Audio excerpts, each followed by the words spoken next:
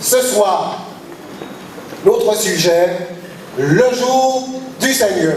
Le jour du Seigneur en 2014. Pour cela, comme d'habitude, nous nous plongeons dans la parole de Dieu. C'est elle que vous êtes venus écouter. Et comme à l'accoutumée, eh bien, nous allons voir ce que le Seigneur a à nous dire. Nous sommes dans le livre fondateur, le livre de la Genèse. C'est-à-dire alors où le péché n'existe pas. À l'époque où il n'y a pas beaucoup d'hommes à la surface de notre monde. À l'époque où il n'y a pas de religion. Les adventistes n'existent pas, les évangéliques, l'église évangélique n'existe pas, l'église des témoins de Jéhovah n'existe pas. Il n'y a pas d'église à cette époque. Dans le livre de la Genèse, au chapitre 1, verset 31, Dieu a achevé sa création et nous lisons. Dieu vit tout ce qu'il avait fait. Et voici, cela était très bon. Ainsi, il y eut un soir, et il y eut un matin, ce fut le 6e jour. Voyez-vous, dans la pensée biblique, le jour commence au soir. Il y eut un soir, et il y eut un matin, ce fut le 6e jour. Ainsi, le soir commence au coucher du soleil. Donc, maintenant, le soleil qui s'est couché, dans la pensée biblique, nous sommes samedi. Et lorsque samedi, le soleil se couchera, nous serons déjà dimanche. Genèse chapitre 2, verset 1. Ainsi furent achevés les cieux et la terre et toute leur armée. Regardez le verset qui suit. Dieu acheva au 7e jour son œuvre qu'il avait faite. Et il se reposa au 7e jour de toute son œuvre qu'il avait faite. Si vous avez votre Bible sur vos genoux et que vous lisez le passage, vous allez peut-être penser que Dieu se répète. Par 2 fois, il est écrit que Dieu achève. Regardez bien le verset qui précède. Ainsi furent achevés, voyez-vous une première fois, les cieux et la terre et toute leur armée. Et au verset suivant, Dieu acheva au 7e jour. La Bible se répète-t-elle? Pas du tout. Regardez bien attentivement. Nous sommes ici au 6e jour. Ainsi, il y eut un soir et il y eut un matin, ce fut le 6e jour. Ainsi furent achevés quoi? Avez-vous remarqué? Les cieux et la terre. Et toute leur armée. Au 6e jour, Dieu a achevé les cieux et la terre et tout ce qu'ils contiennent. Mais est-ce que l'œuvre de Dieu est achevée? Regardez le verset qui suit. Dieu acheva au 7e jour son œuvre. Donc au 6e jour, les cieux et la terre sont achevés, mais l'œuvre de Dieu n'est pas achevée. Il manque quelque chose pour que son œuvre totale soit achevée. Dieu acheva au 7e jour son œuvre qu'il avait faite et il se reposa au 7e jour de toute son œuvre qu'il avait faite. Le mot reposer est le même mot que cesser. Dieu cessa. Dans l'original hébreu, c'est le mot Shabbat. Donc Dieu Shabbat au 7e jour, qui a donné le mot sabbat. Donc c'est lorsque ce repos est ajouté à l'œuvre créatrice que l'œuvre de Dieu est complète. Donc Dieu, je l'ai mis en gras, Dieu acheva au 7e jour son œuvre qu'il avait faite et il se reposa au 7e jour de toute son œuvre qu'il avait faite. Dieu bénit le 7e jour et il le sanctifia. Parce qu'en ce jour, il se reposa de toute son œuvre qu'il avait créée en la faisant. Donc, qu'est-ce que cela veut dire? Qu'est-ce que cela signifie? Nous avons vu Dieu bénir le 7e jour, mais qu'est-ce que cela veut dire? Et le sanctifia, qu'est-ce que cela veut dire? Parce qu'en ce jour, il se reposa de toute son œuvre qu'il avait créée en la faisant. Quel est le 7e jour, mesdames et messieurs? C'est le samedi. Le premier jour de la semaine, c'est le dimanche. D'ailleurs, dans certaines langues, vous avez Sabbado, 7e jour, jour du sabbat, 7e jour. Revenons en arrière. Dieu bénit le 7e jour. La Bible dit, toute Bible dit la même chose. Dieu bénit non pas le premier, ni le deuxième, ni le troisième, ni le quatrième, ni le cinquième, ni le sixième, mais le 7e. Qui? Dieu. Il est écrit Dieu. Il n'est pas écrit un prédicateur, un pasteur, une église, une religion.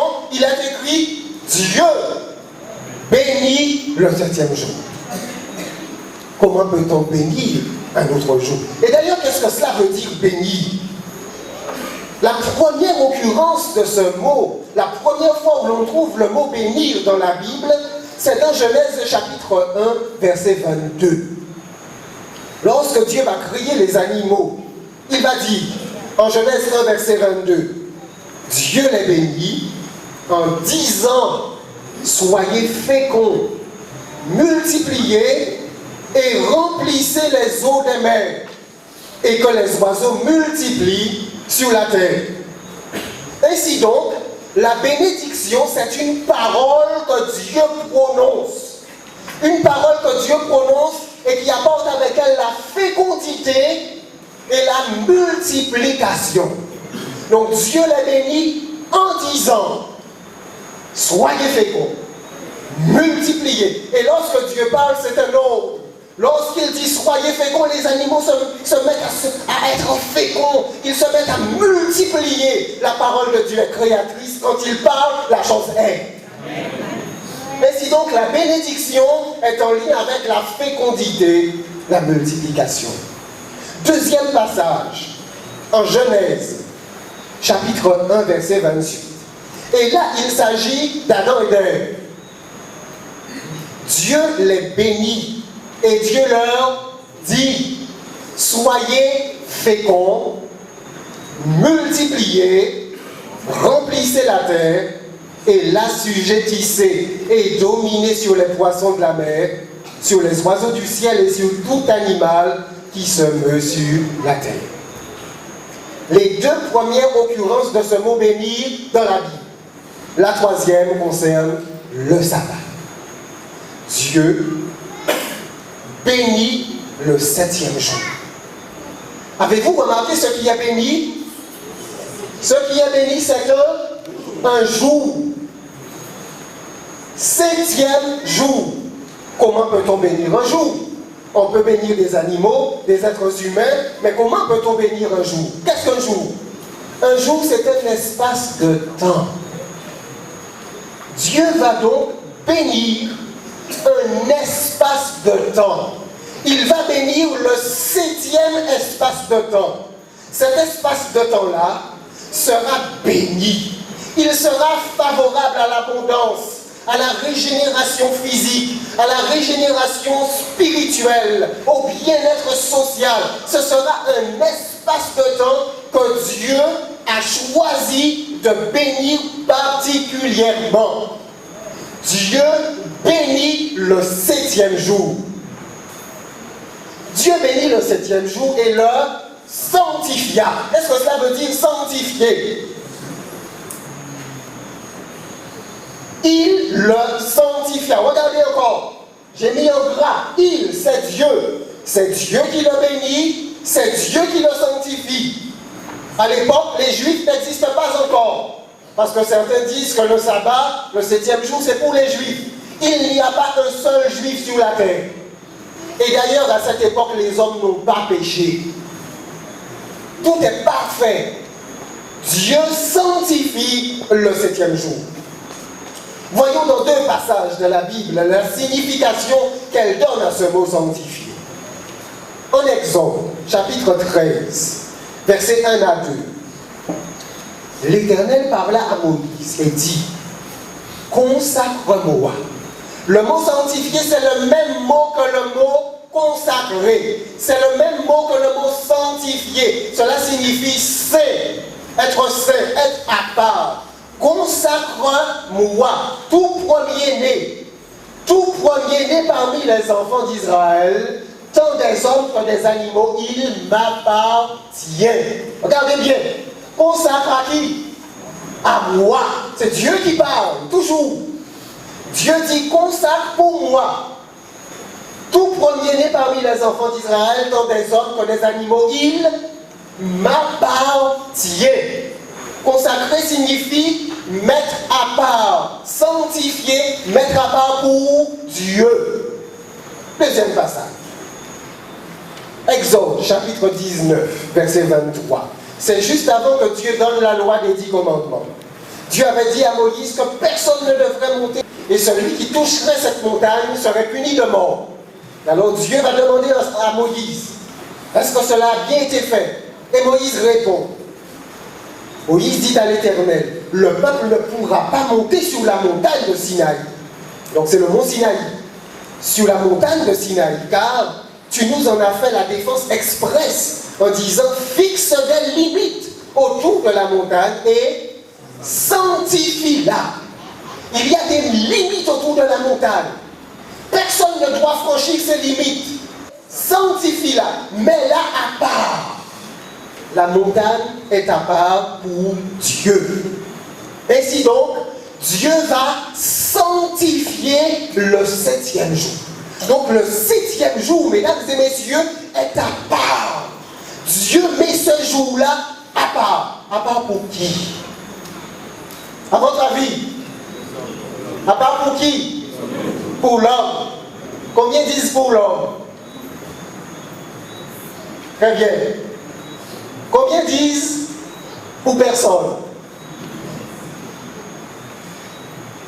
Très bien. Prenons un passage. Exode chapitre 20, versets 8 à 10. Dieu dit à son peuple, souviens-toi du jour du repos pour le sanctifier. Tu travailleras 6 jours et tu feras tout ton ouvrage, mais le 7e jour est le jour du repos de... On va dire ça ensemble. Le 7e jour est le jour du repos de l'Éternel ton Dieu. Le 7e jour est le jour du repos de l'Éternel ton Dieu. Donc Dieu met à part ce jour pour lui. C'est son jour. C'est ce qui est écrit. Le 7e jour est le jour du repos de l'Éternel. Ce n'est pas le jour du repos d'une religion. Ce n'est pas le jour du repos même des hommes. L'homme est déjà créé. Mais nous allons voir pourquoi l'homme va bénéficier de ce jour. Mais la Bible dit que c'est le jour du repos de l'Éternel. Mesdames et messieurs, le 7e jour n'est pas n'importe quel jour. Ce n'est pas le jour des adventistes. Ce n'est pas le jour des juifs. Ce n'est pas le jour des hommes avant tout. C'est le jour de Dieu. Le jour du Seigneur. Le jour de l'Éternel. Tu ne feras aucun ouvrage. Ni toi, ni ton fils, ni ta fille, ni ton serviteur, ni ta servante, ni ton bétail, ni l'étranger qui est dans tes portes. Car en 6 jours, l'Éternel a fait les cieux, la terre et la mer, et tout ce qui est contenu, et il s'est reposé le 7e jour. C'est pourquoi l'Éternel a béni le jour du repos et l'a sanctifié. Pareil.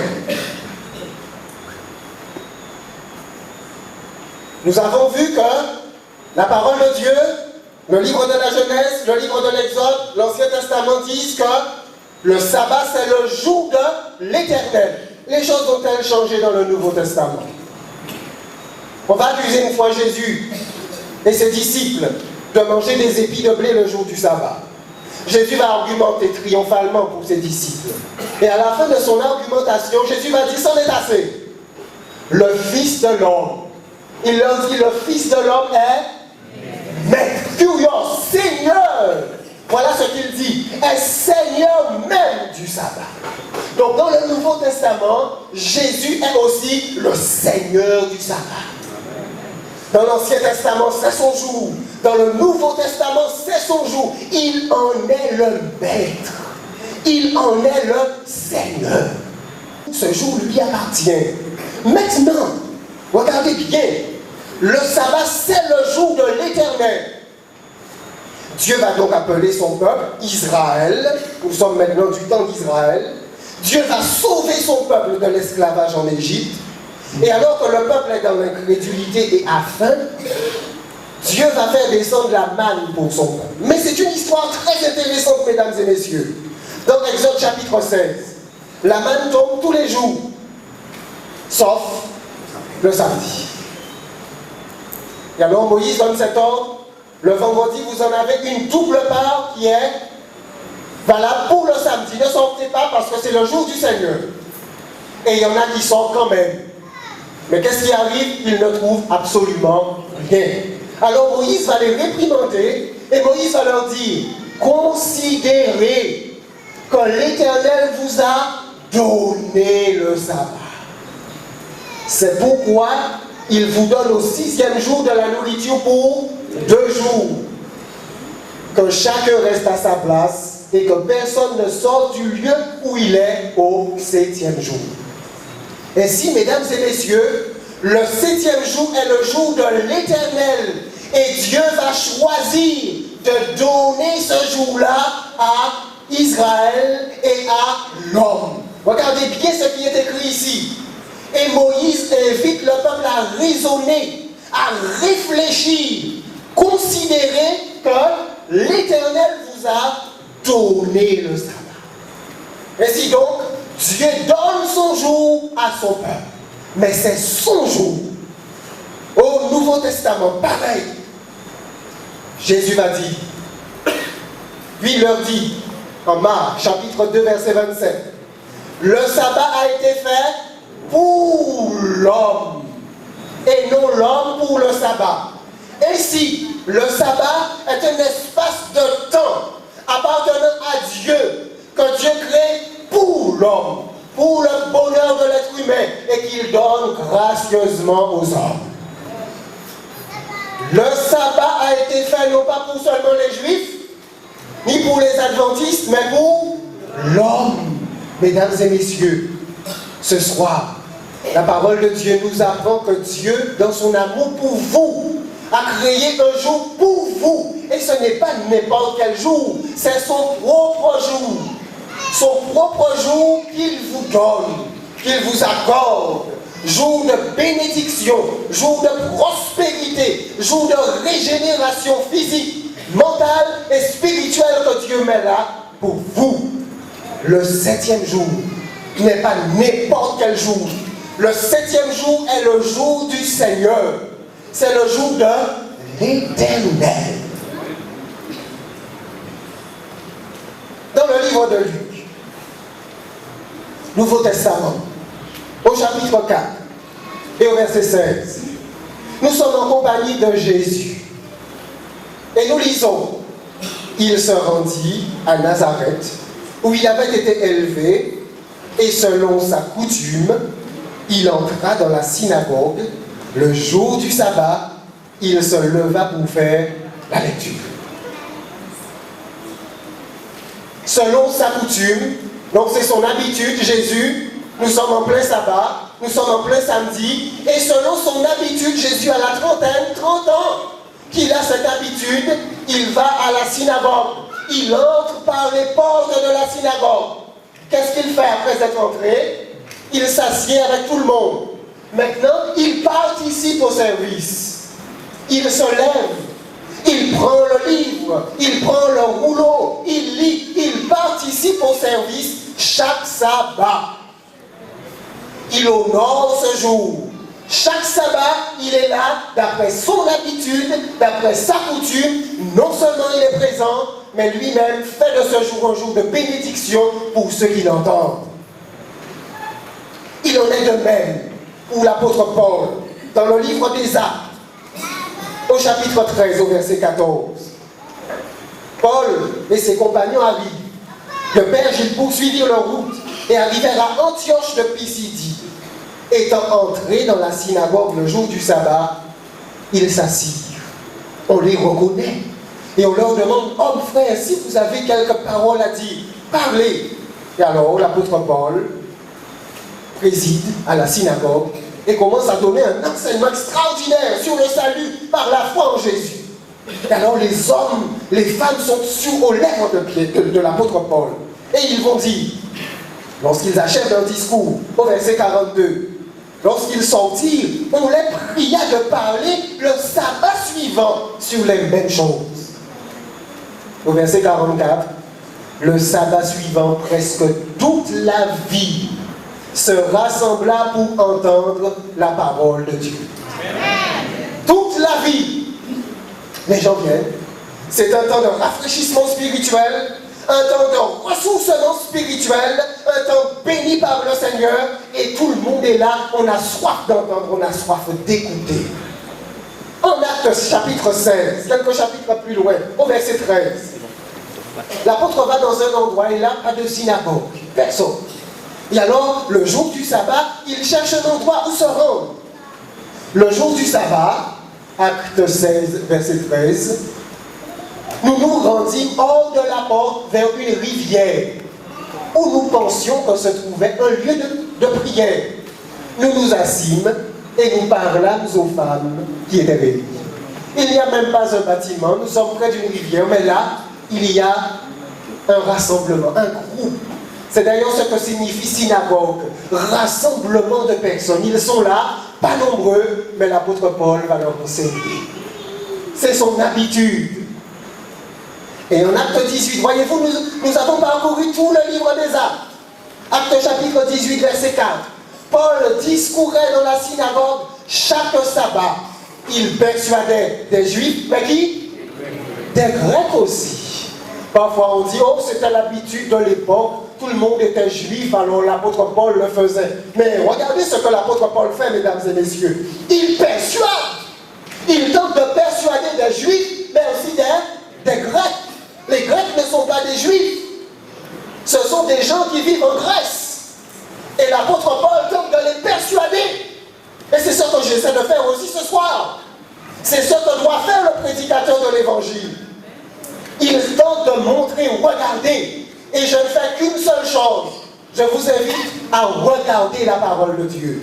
Les choses y sont écrites tellement simplement. Il suffit de regarder, de lire, de faire confiance à la parole de Dieu. Je cite ici le cardinal James Gibbons dans un ouvrage, The Faith of Our Fathers, page 89. Le cardinal Gibbons déclare: vous pouvez lire la Bible de la Genèse à l'Apocalypse et vous ne trouverez même pas une seule ligne qui autorise la sanctification du dimanche. C'est un aveu sincère, hein, on le trouve, hein, ce n'est pas le seul livre dans lequel on le trouve. Vous ne trouverez même pas une seule ligne qui autorise la sanctification du dimanche. Il poursuit: les Écritures soutiennent l'observation religieuse du samedi. Les Écritures, c'est clair. Vous cherchez dans votre Bible, quelle que soit l'origine et la provenance de votre Bible, que ce soit la Bible de Jérusalem, que ce soit la petite Bible verte des témoins de Jéhovah. Mesdames et messieurs, le Seigneur a beaucoup de ses enfants dans toutes les religions. Le Seigneur aime tous les hommes. Il ne fait pas d'acception de personne. Mais vous devez savoir que dans un temps particulier qui est le nôtre, le temps de la fin, le Seigneur doit appeler ses enfants à plus de fidélité. Il va leur parler et ils entendront sa voix. Pour cela, le Seigneur va envoyer ses messagers, symboles de ces anges que vous voyez ici. Et dans le livre d'Apocalypse, au chapitre 14, verset 9, ces anges, symboles des messagers du Seigneur, volent partout par-delà le ciel. Ils prêchent à toute nation, toute tribu, toute langue, tout peuple. Je vis un autre ange qui volait par le milieu du ciel, ayant un évangile éternel pour l'annoncer aux habitants de la terre, à toute nation, à toute tribu, à toute langue et à tout peuple. Il disait d'une voix forte: craignez Dieu et donnez-lui gloire, car l'heure de son jugement est venue, et adorez celui qui a fait le ciel et la terre et la mer et les sources d'eau. Mesdames et messieurs, le monde ne sait pas qu'une œuvre importante a commencé. Cette œuvre importante, c'est le jugement, où tout un chacun sera confronté à la loi bonne et juste du Seigneur. Et alors le Seigneur veut sauver ses enfants. Il veut sauver le plus grand nombre. Aussi, son message va leur parvenir. Craignez Dieu. C'est Dieu qu'il faut craindre. Craignez Dieu et donnez-lui gloire. Qu'est-ce que cela signifie que de craindre Dieu? Parce que voilà ce que le Seigneur vous dit ce soir. Mesdames et messieurs, quelle que soit votre origine, votre âge, votre expérience, votre religion, la Bible vous invite à craindre Dieu. Qu'est-ce que cela signifie? La Bible répond toujours. Ecclésiaste, le livre du sage Salomon, Ecclésiaste chapitre 12, versets 15 et 16, donne la définition. Écoutons la fin du discours.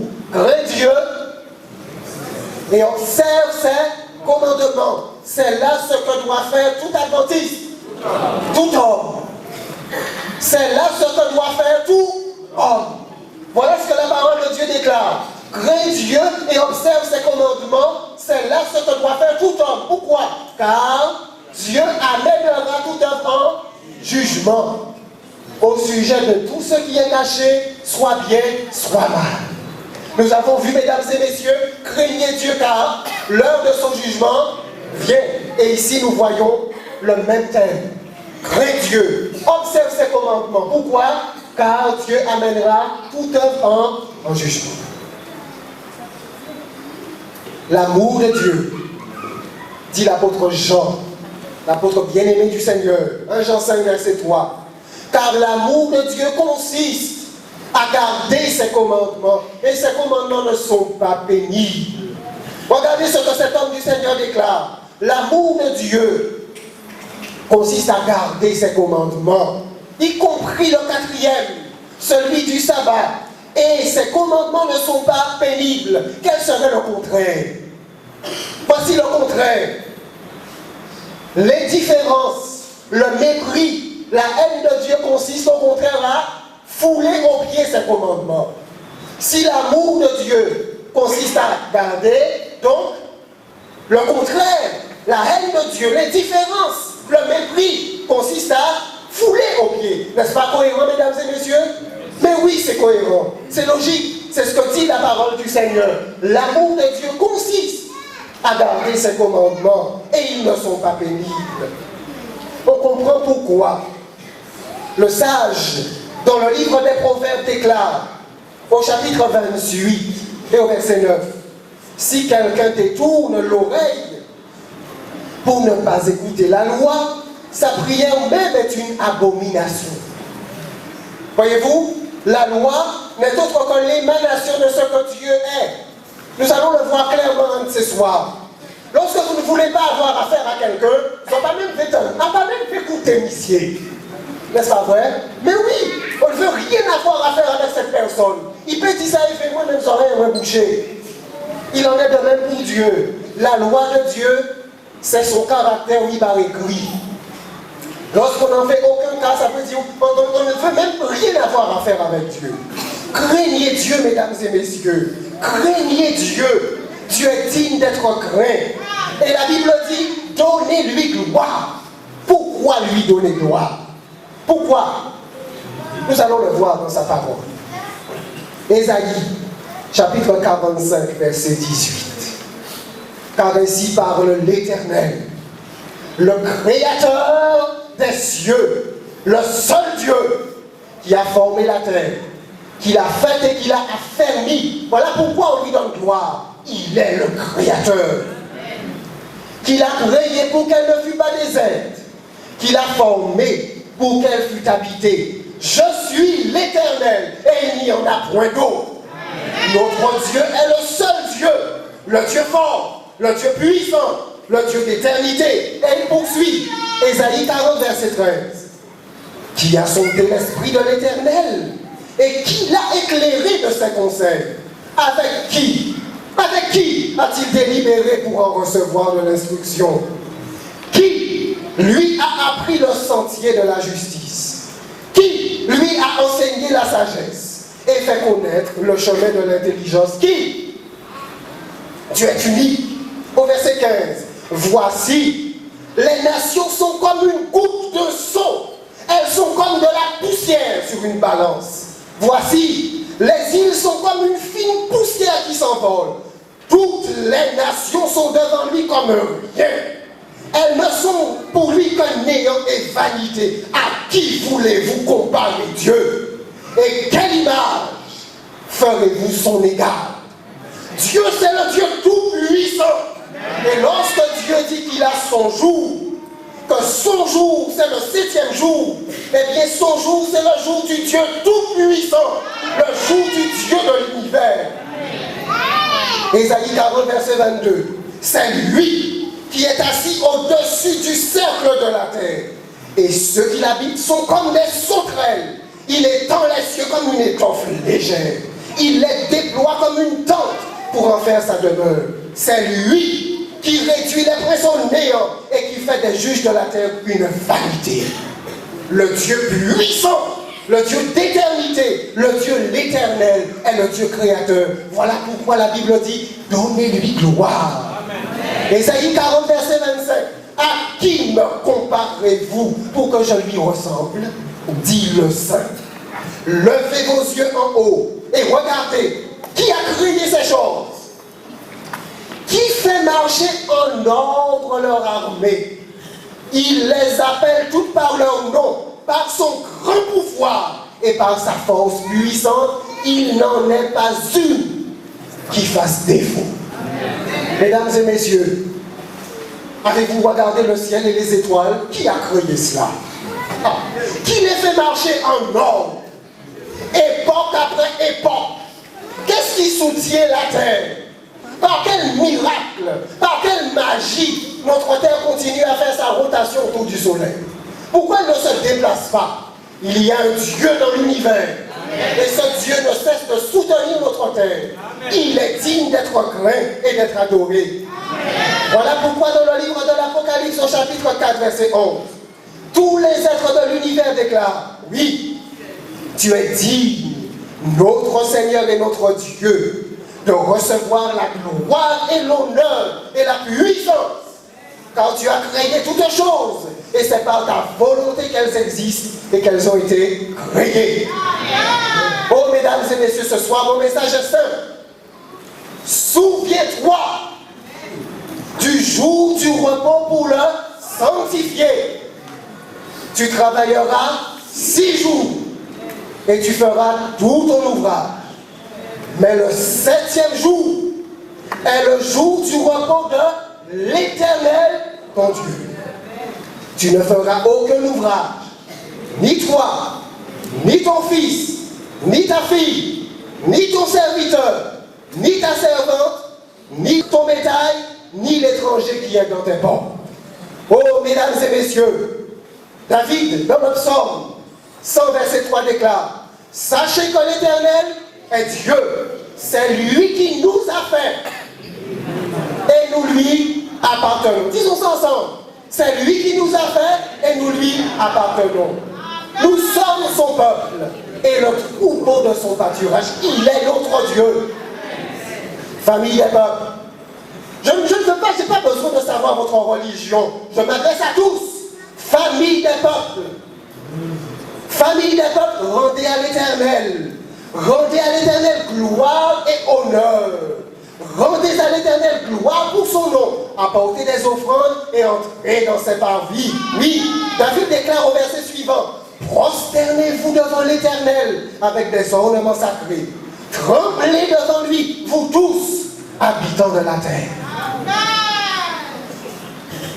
Mesdames et messieurs, ensemble, venez, prosternons-nous et humilions-nous, fléchissons le genou devant l'Éternel, il est notre Créateur.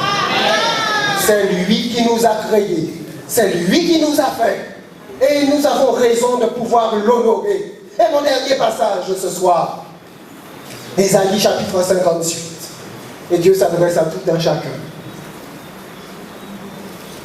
Si tu retiens ton pied pendant le sabbat, pour ne pas faire ta volonté, un bon Saint-Jour. Si tu fais du sabbat tes délices, pour sanctifier l'Éternel en le glorifiant, et si tu l'honores en ne suivant point tes voies, en ne te livrant pas à tes penchants et à de vains discours, alors tu mettras ton plaisir en l'Éternel, et je te ferai monter sur les hauteurs du pays. Je te ferai jouir de l'héritage de Jacob, ton père, car la bouche de l'Éternel a parlé. L'Israël spirituel, c'est vous aujourd'hui. L'Israël spirituel, ce sont ceux qui croient dans le Seigneur. Dieu s'adresse à vous, mes frères et sœurs. Chers amis qui nous visitez, le Seigneur s'adresse à vous ce soir. Vous êtes son peuple. Vous êtes le troupeau de son pâturage. C'est lui qui vous a formé. C'est lui qui vous a créé. Le 7e jour, c'est son jour.